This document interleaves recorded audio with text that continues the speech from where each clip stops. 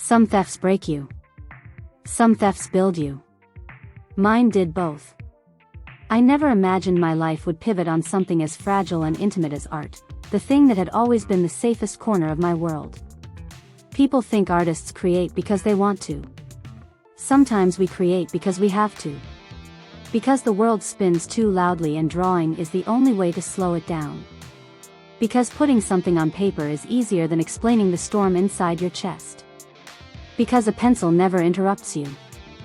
My art wasn't just sketches. It was survival. It was memory. It was the place my voice lived when I didn't trust myself to speak. And they stole it. Not borrowed, not inspired by. Stole. My designs, my portfolio, my original concepts, the work I'd nurtured for years, taken by the last people I ever expected. But that part comes later. How it started, quiet work, quiet dreams. Before the theft, before the betrayal, my world was small but comforting. I worked part-time at a framing shop while building my portfolio. I rented a tiny studio apartment where the radiator knocked at night and the curtains didn't quite reach the edges of the window. But it was mine, and the light hit the wooden floor in a way that made mornings feel warm. I didn't have a large social circle. I had one close friend, Sam, who'd known me since college. We bonded in an art class neither of us had any business taking. She dropped out after the first critique, but she always believed my work had something. "You see things differently," she said once. "Like you're looking for the soul in everything." I laughed it off. Romanticizing artists felt childish. But when someone sees you, really sees you, their words stick in your ribs.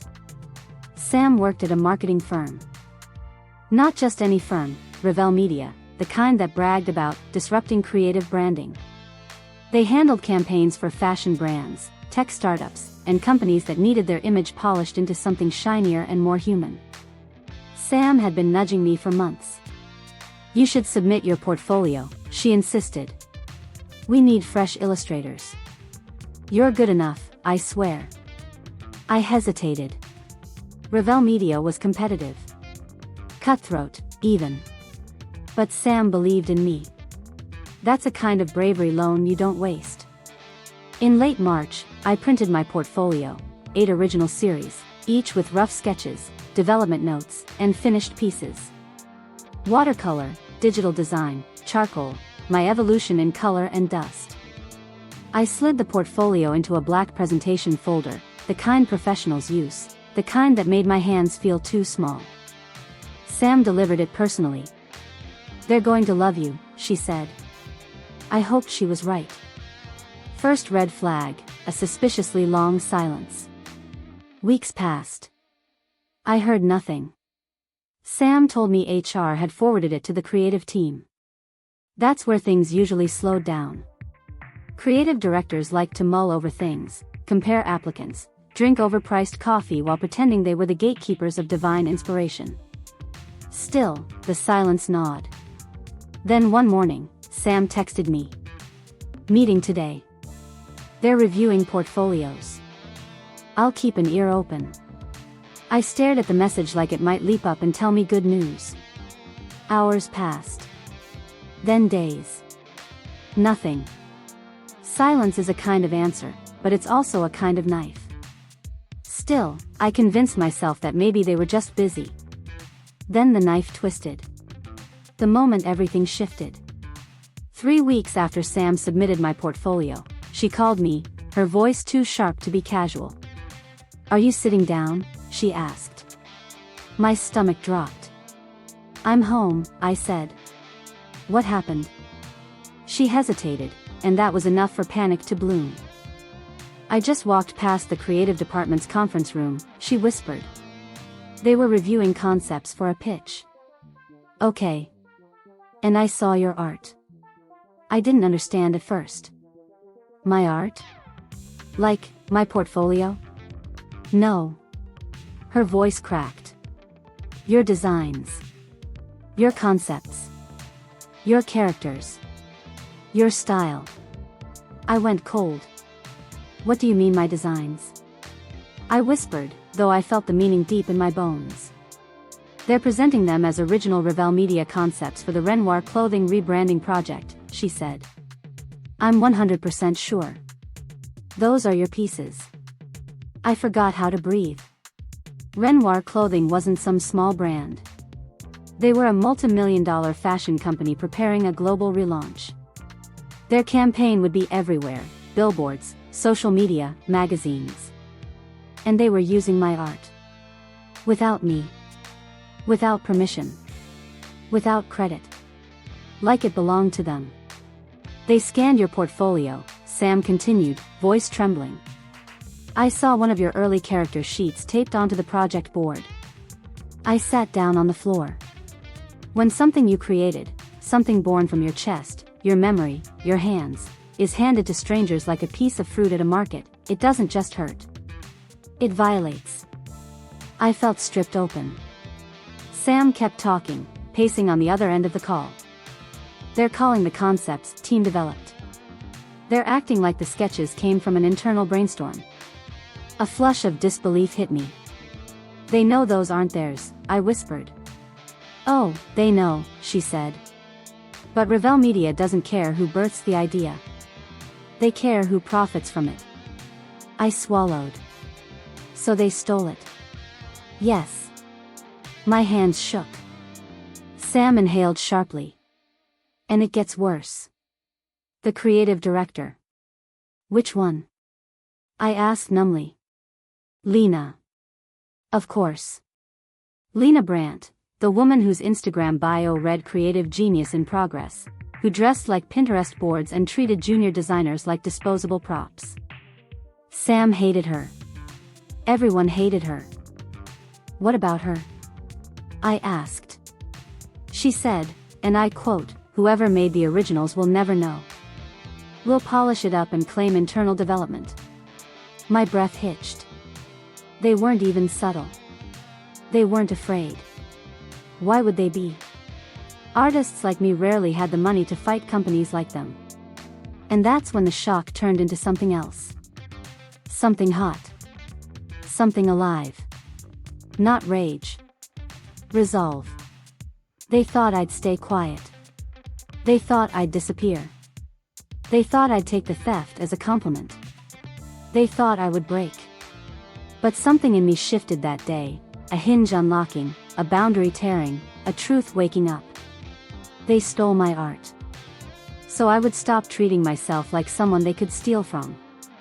The first step, understand what you lost. I spent the next 48 hours doing something I'd never done before, studying my own work like evidence. Not with emotion. With clarity. Which pieces they took. Which concepts they were using. Which ones they modified. Which ideas they cherry-picked. By the end of the second day, I knew exactly which image would appear in their pitch presentation. And I wasn't going to let it happen quietly. Not anymore. I wasn't panicking. I wasn't spiraling. I wasn't even angry, not in the loud, chaotic way people expect. I was steady. Quiet. Focused. People think artists are emotional and fragile, but the truth is, we're analysts. Observers. We notice details others miss. We see patterns where others see noise. So I did what artists do best. I studied every stolen line. Every shape. Every brushstroke. Every evolution of my original designs. This wasn't paranoia. This wasn't interpretation. It was theft. Clear. Deliberate. Organized. By the time sunlight hit my window on the second morning, I had created a folder named Revell Media Theft, Evidence. Inside were photos of the stolen sketches Sam secretly took. My original files, with timestamps and metadata. Side-by-side comparisons of my designs versus their new concepts. Notes detailing the development history of each piece. Email screenshots of when I sent Sam my portfolio. Screenshots of conversations proving they had access. By the end, the folder looked less like artwork. And more like a legal case file. But evidence alone wasn't enough. Not for what I intended. Sam confirms the betrayal. On Monday, Sam called during her lunch break. Her voice was tight, controlled, the way a person sounds right before they break. I confronted Lena, she whispered. I asked why the portfolio artist wasn't being credited. My heart stopped. You did what? I kept it subtle, she rushed. I said, the concept looks familiar. Should we contact the original artist for development input? And she looked at me like I was a toddler, Sam said. She smiled and said. Sam paused, swallowing hard. Sweetheart, if the artist were worth crediting, they wouldn't have submitted a portfolio without a contract. Silence flooded the line. That's not how that works, I whispered. I know. And then she said, besides, we're improving their sketches. That makes it ours. Something in me, the last naive piece of me, snapped loose and fell away. This wasn't misunderstanding. This wasn't oversight. This wasn't miscommunication. This was exploitation. The hollow echo inside me turned into something sharper. Sam continued. And, the executive team is prepping a big pitch for Renoir clothing. They're planning on presenting your series as the central campaign theme. Do they know it's stolen? Sam hesitated. Lena told them she led a brainstorming session and the team developed everything collaboratively. My jaw clenched. So they've already lied to executives. Yep. And they're about to lie to a global brand. Oh, 100%. There it was. The moment something stops being personal and becomes structural. They weren't just stealing art. They were stealing opportunity. They were stealing identity. They were stealing future revenue. And they were doing it with confidence because they assumed. I was powerless. I was small. I was an artist with no funds, no lawyer, no influence. They counted on my silence. Instead, I began planning my voice. Secure everything. I backed up every file. Every timestamp. Every version history. Google Drive. An external hard drive. A locked USB. Then I printed screenshots, metadata, and comparisons, physical copies that no one could delete. Artists learn very early that digital worlds are fragile. Paper is not. Understand the power structure. I mapped out the players. Lena Brandt, creative director. The mastermind. The one who wanted my work because it solved her department's lack of originality. The design team. Some knew. Most didn't. They were following orders from above. Executive leadership. They believed what they were told. Theft thrives in authority when presented as innovation. Renoir clothing. A global brand. Their legal department alone was more powerful than Revell Media's entire staff. Knowing the ecosystem is essential. Revenge isn't chaos. Revenge is strategy. Get a preview of the damage. On Wednesday afternoon, Sam texted me. They're rehearsing the pitch deck today. Want to know how they're presenting your work? A part of me wanted to crawl under my bed and never see it.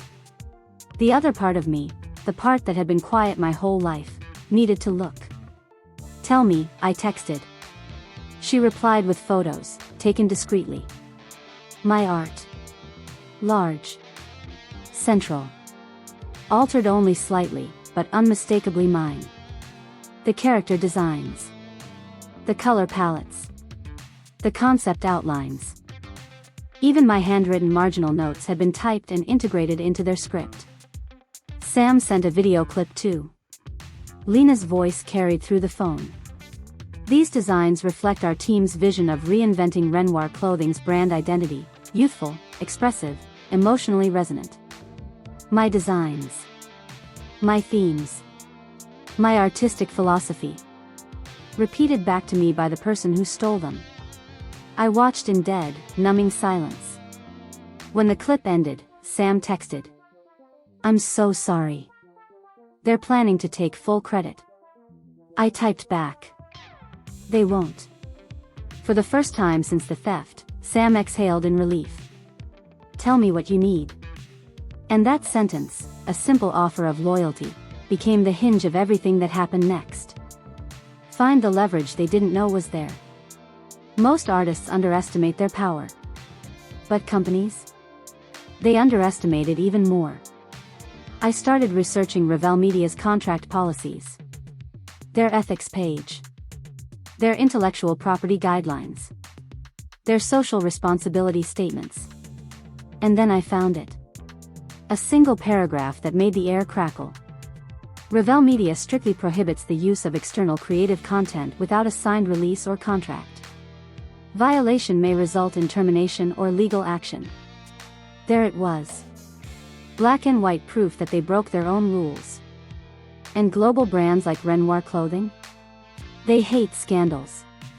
They especially hate lawsuits involving stolen intellectual property. Revell Media had risked everything by running with my art. They thought I wouldn't push back. They were wrong. Set the first trap. I drafted an email. Not to Revell Media. Not to Lena. Not to HR. I sent it to Renoir Clothing's legal department. A calm, professional, meticulously documented message. Stating my name. Attaching my original work. Proving timestamps in creation history. Showing the stolen versions from Revell Media. Providing evidence that the company was preparing to present my art as their own. And then, the final line. I am happy to provide full documentation and discuss licensing options directly if needed. I hit send. Not shaky. Not unsure. Certain. Certain that whatever happened next would be loud. The same night, the first reaction hits. At 10:47 p.m., Sam called. They know, she whispered urgently. My pulse kicked. How? Someone from Renoir contacted Revell Media tonight. The executive team is freaking out. Lena is in a closed-door meeting and everyone's trying to figure out who exposed them. I stayed silent. And they're scared, Sam continued. Really scared. I exhaled slowly. This wasn't the revenge. This was just the tremor before the quake. The real collapse was coming. And for the first time in my life, I wasn't afraid. I wasn't powerless. I wasn't quiet. I was unstoppable. The truth doesn't need volume. It only needs timing. By the time the sun rose the next morning, my inbox had already exploded. 3 emails from Renoir's legal department. 1 from their creative director. And 1 from someone whose name alone made my stomach flip. Claire Dupree, VP, Global Branding, Renoir Clothing Group. Power. Real, tangible power, the kind that doesn't need to shout. I opened her message first. The email that shifted everything. Subject, urgent, intellectual property use inquiry. Hi. We received your documentation and would like to confirm your authorization regarding the artwork presented to us by Revell Media. Did you ever sign a licensing agreement with them? Thank you. Claire ****. I stared at the screen for a moment, letting the weight settle. The calmness in her wording was deceptive. Renoir didn't ask questions politely when they were confused. They asked politely when they were preparing to strike. I replied. Hi Claire. No, I never signed any licensing agreement with Revell Media. The artwork was taken from my personal portfolio without permission. I can provide additional evidence. My name, ****. I pressed send. Somewhere across the city, the first domino fell. Inside Revell Media, the panic begins. Sam called at 9:12 a.m., breathless, whispering harshly. They're in meltdown mode. I waited. She continued. The executives are tearing through emails. HR locked down all shared drives. And Lena, oh my god, Lena looks like she hasn't blinked in 20 minutes. I couldn't help it. A tiny, quiet part of me felt relieved. Not vindictive. Not triumphant. Just, finally seen. What are they saying? I asked. That someone reported them to Renoir. They're trying to see who had access to the files. But because you submitted the portfolio through HR originally, it's technically on record. So they know exactly where they got it from. Exactly. Sam hesitated. And, the CEO is here. He never comes in before noon. I blinked. The CEO? Yep. He was in the conference room yelling at the executive team. Something about legal exposure and contract violations. I pictured the chaos. The people who ignored me suddenly scrambling over my work. The team that dismissed artists now begging lawyers to save them. It didn't feel petty. It felt fair. The official letter that changed the game. By noon, Renoir sent a formal notice. Revel Media must provide documentation of licensing agreements for all submitted artwork. Failure to comply may result in termination of partnership and legal action. Let me translate. Prove you own the art, or we will burn your contract to ashes. Revel Media had prepared a multi-million-dollar pitch. And now they were being asked to prove ownership over work they had stolen. Sam texted again. Lena is pale. The CEO is demanding she explain herself. Then, she told them the art came from the design team. They're asking which designer. I didn't need to hear the next line. Sam sent it anyway. She won't name anyone. Because she can't. Lying up a corporate ladder is easy. Lying down it is impossible. Designers talk. Designers know who draws what.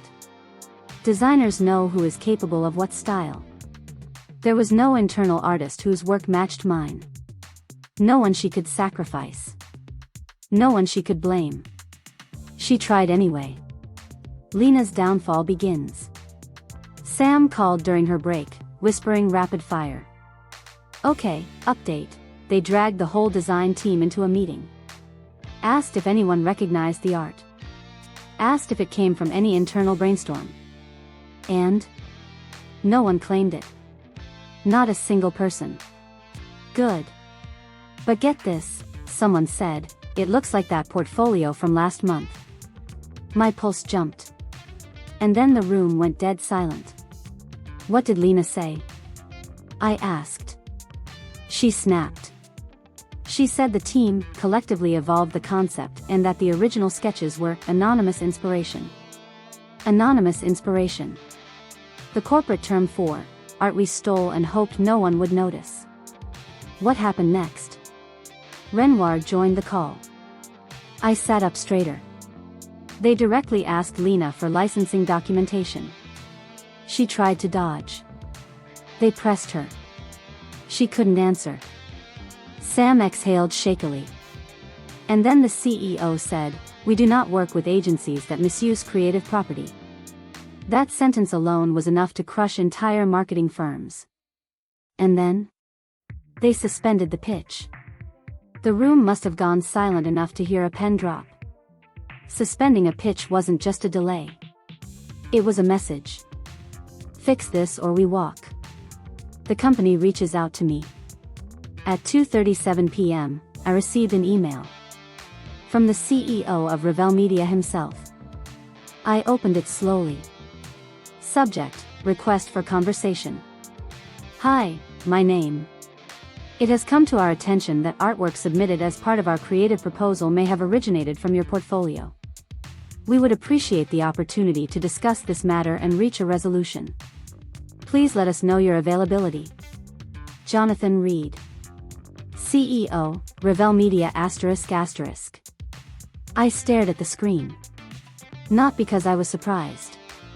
But because of the sudden shift in tone.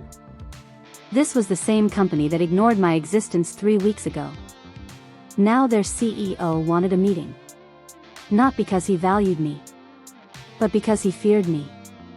And fear, when used properly, is power. I didn't reply. Not yet. I wanted them to sweat. I needed the panic to simmer long enough for the truth to rise to the surface.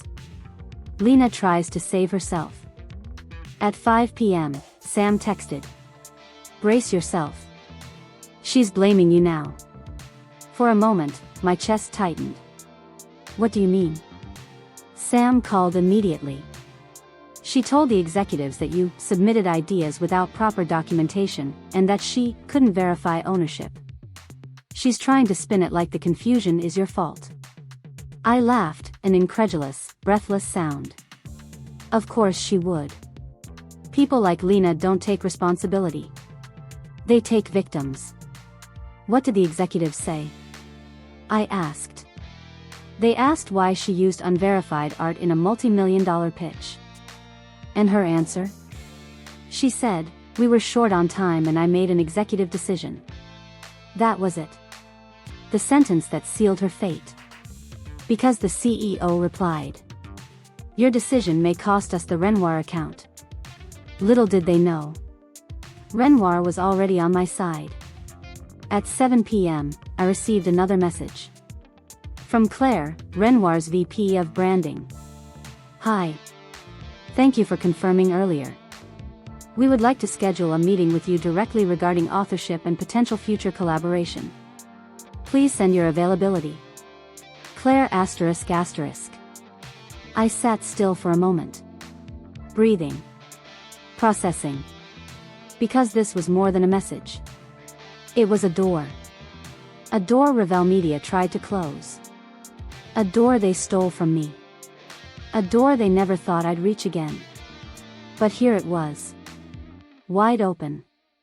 Inviting me in. The finishing move begins. Revel Media didn't know yet that Renoir had scheduled a meeting with me. They didn't know I had documented everything. They didn't know that their desperate emails were already too late. They didn't know that in 24 hours, their theft would become public. And they certainly didn't know who I was becoming. Not scared. Not silent. Not small. But unstoppable. They thought taking my art would silence me. They didn't realize it would remake me. The morning after Renoir emailed me, the world felt strangely calm. Not peaceful, calm in the way the air settles before a storm breaks open. A stillness that feels like breath being held. I made my coffee slowly. Checked my evidence folders again. Reviewed the emails I hadn't replied to yet. And then I opened my calendar and accepted Renoir's meeting request for noon. That single click sent a shockwave I couldn't see, not yet, but I felt the universe tilting in a new direction. I was stepping into a room I was never supposed to enter. Revel Media's CEO calls, desperate this time. At 9:22 a.m., my phone buzzed. Jonathan Reed, CEO, Revel Media. Again.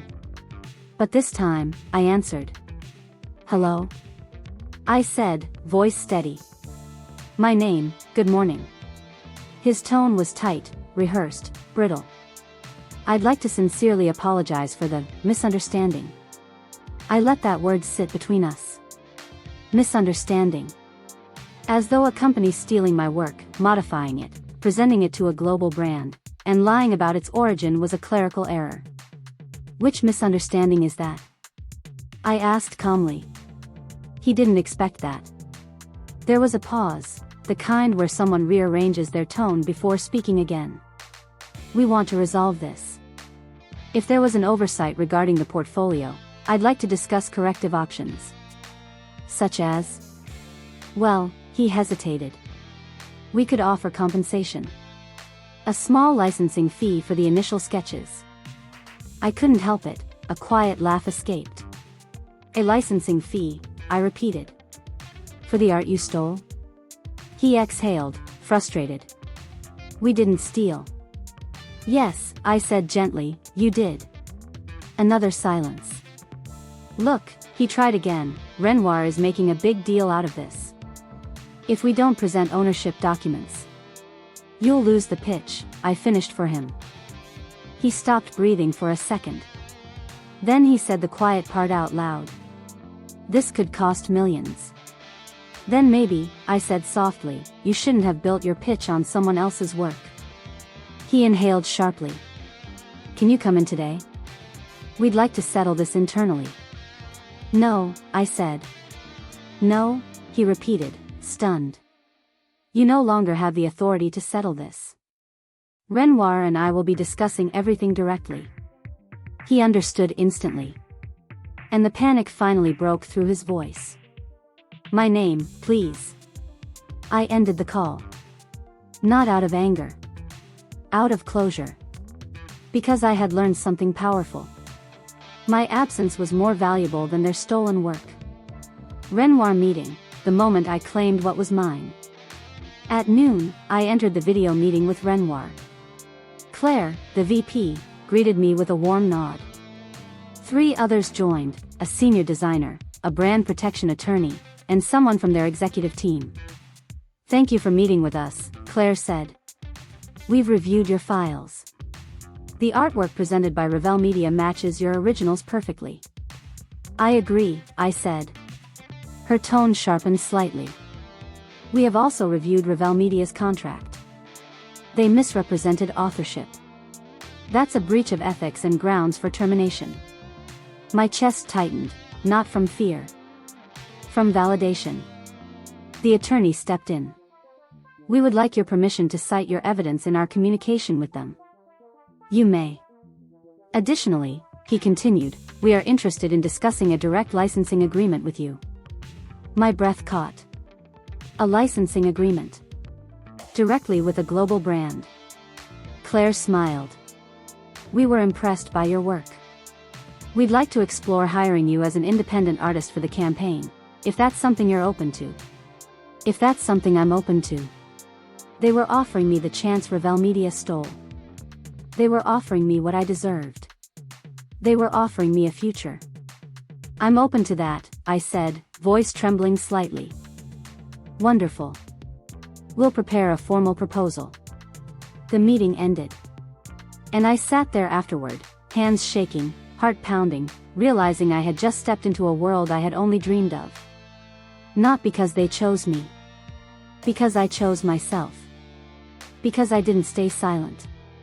Because I became unstoppable. The final blow, Renoir terminates Revel Media. At 3:05 p.m., Sam called. She didn't say hello. She said, it's happening. What is? They're getting the email. Across the city, Revel Media's CEO and executive team opened their inboxes and saw.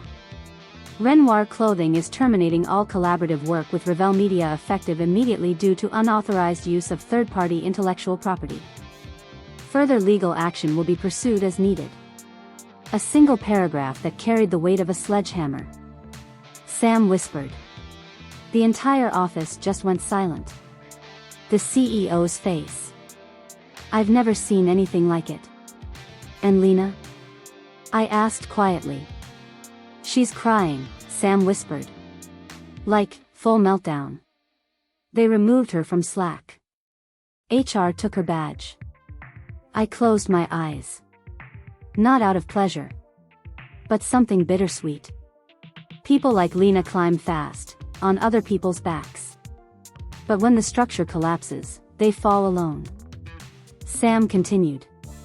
Oh, and the CEO just announced an emergency all hands.